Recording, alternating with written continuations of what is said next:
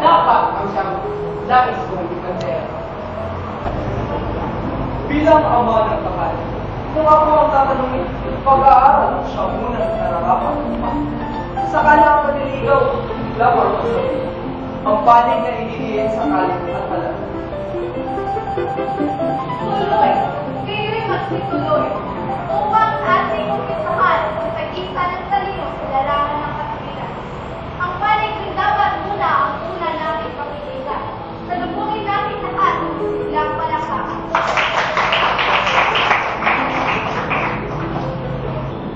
Lahat tao sa daigdig ay nilingkaran ng kapal, pagkasamang binagkapan ng damdamin at isipan. Kung di dapat magsamayin ang mag-aral at manligaw, sana'y isip na lang muna ang katakot sa gaya. Sa tahanan muna-munang namulat sa pag-ibig, ang sanggol na hukom ng indat sa kanyang isip. Bago pa man, makagapang, magsalita at makaisip. Naman na ang pagmamahal ng magulang at kapatid. Sa eskwela, inuhukom, pinapantay ang isipan. May subject na health at feeling para naman sa katawan. Mayroon din social studies at iba pang pagsasanay upang maging mamamayang sabi ng kalimutan. Kompleto ang kurikulum upang tayo'y makompleto sa paglako ng isipan, katawan at pagkatao. Pero kapag ang brush o kabilang ang pana ng kupido na ang siyang dumating, ang bahagi na yan ay dapat maging kakumpleto. Kaya kung ang estudyante ay pumuporma o maligaw, walang dapat ipagkataka. Kasi ito ay laro na lang. Ang binabatang umiibig katulad ko noy ay dalagang minamahal na nato at desperado sa kanilang pag-aaral. Pakinggan natin lahat ang katuwirang pumapani na dapat daw magsabayin pag-aaral at pag-ibig. Sunod natin tatawagin upang dito'y mabuti. Hindi dapat salubungin ng palakpak na mainit. Sinasabi, mas madali sa tao. Matapos na magkamali at magbunga ng di gusto, sa pangaral ng magulang na noon ay sinuwento. Sa kolehiyo, sa klaseng halina, mas maraming oras kami ginugol na magkasama. Sa halip na makatapos, ay maagang mag-asawa. Kaya high school diploma na ang pwede kong iparanggan. Hirap akong matustusan ang gastusin sa tahanan. Kung sana ay inuna ko sa halip na panliligaw ay nag-aaral ng mabuti, mas malapit ang kaluluwa. Kabataang mag-aaral, isipin ang kasabihan, hindi pwedeng magkasabay, isang bahid, paniguran, dalawang Panginoon ang puso at ang isipan. Mabuti pa na mag-aral muna katatakutan. Ganito ang natutunan sa minsan pagkakamali. Ngunit kayong di pa huli, huwag sayangin ang sandali, pag-aaral ay tapusin. Panliligaw ay madali, lalo't ikaw ay tagumpay na at lipak-lipak ang sarili. Nakatapos na muna niya nitong ating balagtasan. Nakakuha ng katindig ang dalawang naglalaban. Hayaan mo na silang magpambunot magkagatan. Kababayan, isa pa nga ang masigardong palakpakan.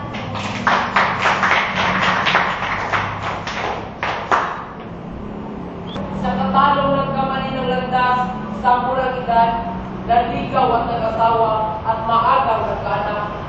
At ngayon ay nangaral upang kami hindi matulad. Ang tanging kong masasabi ay marami kong salamat. Mag-aral at mag-asawa, mabigat nga ang pagsabayin.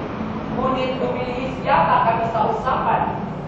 Kaya upang di malito, akin munang lilinawin. Panliligaw at di kasal ang paksa ng away namin. Pag-aaral, panliligaw, kahit ito'y magkasabay, di masama hanggang kaming kabataan, marunong magmahalan at mayroong paggalang. May ambisyong makatapos at may basbas ng magulang. Pag-aaral, panliligaw, kapag sabay ka ng tatlo, maski harangan man ng taba, ay siya na magbibigo. Ipitan man ng magulang at bataan ng paghinto, tatakas ang pagtatanan, magkikita ang pagkakas. Salamat din sa katalong niliwanag ng paksa. Panliligaw nga di kasal ang usapan nila. Ako lang ay nag-aakurang prosesyon kay Hama-Hama sa simbahan rin ako. Inuunahan ko ng pusa, alalaon, baga kapag sinabay sa pag-aaral. Iyan gawang panliligaw ang tuloy din sa altar. Kaya upang makaiwas sa ditanong kalagayan, pag-aaral muna sana ang natin bago ito. Totoo natin ang inspirasyon. Ang natipan ng ibig, ngunit ito'y totoo rin. Pag siyang lagi nasa isip at sa kampos ng eskwela hanggang sa labas ay kadikit, mga leksyon at assignments ang tuluyang mawawala. Ang magulang nagkawawa at subsub sa hanap buhay. Nangungutang ng pang-tuition, pambakot sa araw-araw, umaasang anak nila ay gagagraduate balang araw. Iyon pala'y minawaldas ang oras sa panliligaw. Ang hirap sa gumagawa ng mali ay ang magsisisi. Ginagawang pamantayan ang nangyari sa sarili. Gayong noong kabataan, sa mismo ay rebelde at hindi niya alintana ang magulang na nagsasabi. Mangyari na noon, ngayon, hanggang sa hinaharap, hindi pwedeng magkakulang ang sinulang balagtas. Pag pumasok daw sa puso ng sinuman ang pagliyak, magsunod lang ang sikatulang amin ng lahat. Sa halip na ang kabataang nag-aaral ay pigilin, sa pagliligaw na lalo lang sa talang sa pagigigil. Bakit hindi na lang sa pabayaan at balansin? Ang sariling karanasan ay akin at akin lang. At di layong ipanggilin na sukatan ng sino. Binabanggit ko lang ito sa pag-asawa ang pagtutukan ng aral at halimbawa ng musmos pang kabataan. Pag samahan mo ang paligid, talamak ang kahirapan. Karaniwang ugat nito'y kawalan ng hanap. Ang totoo ay marami ang babalang trabaho. Ngunit ito'y kadalasan na sa college diploma lang, di nadla ang kahirapan. Umangat ay edukasyon, di sa gabal ang isura, puputang na mo. Subalit ang paniligaw na kapatid ng bulakbol, maternity sa halip na college degree. Panliligaw samantalang nag-aaral ay maganda. Kapwa namin natitimbang ang ugali ng isa. Kung kami ay nakakagraduate, magtrabaho at mag-asawa, pagharap sa dangkana, walang buwang ng kawawa. Ang manligaw samantalang nag-aaral ay tama. Dahil kasi pagka minsan lamang kami dadaan sa kabataan, ani ng kayamanan sa oras ng katandaan. Kung pulubot na ang mukha, walang gusto manligaw. Maganda nga ang gagraduate muna bago mag-asawa. Ngunit ating nababatid na di ganyan ang resulta. Maraming di makahintay sa pagmarsya ng may program. Dahil sa labi ng nabiyot, sa damdamin ng padala. Ang ganito ay maaaring iwasan kung panliligaw ay di muna isasabay samantalang nag-aaral. Prioridad ang siyang susi sa pangarap ng tagumpay.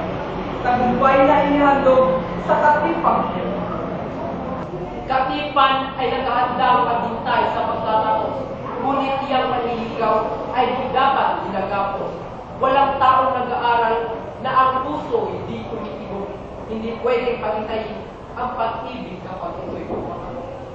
Mas mabuti ang umibig at mabigo kahit minsan, kaysa hindi makaranas ng umibig kahit kailan. ang lumakad ng matulid, malalim kung matitigil. Dapat silang ipagsabay, dapat silang ipagbawal. Tumigil na kayong dalawang muusok ang tuktok. Sumapit na ang sandali upang tayo'y magtapos. Igagawan ko ang hatol ngunit bayang ng pagbato. Oy, balakpakan muna natin ang makatanggap panutong. Sinong dapat na lang naling kamyon itong balagtakan? Walang tulad, kapwa sila magagaling mga tubilan.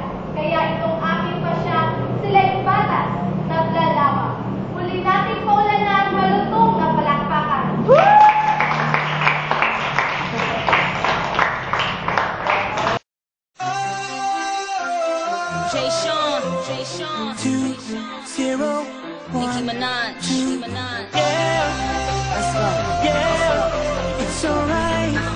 Oh, it's alright. You know what they say, life